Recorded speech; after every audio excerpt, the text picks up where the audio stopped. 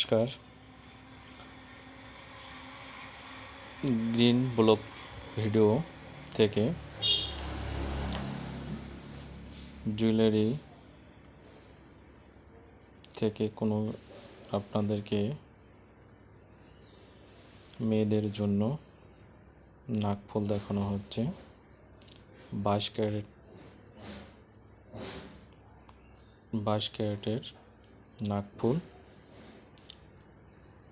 বিভিন্ন রকমের ডিজাইন আছে এবং বিভিন্ন রকমের ওজনও আছে।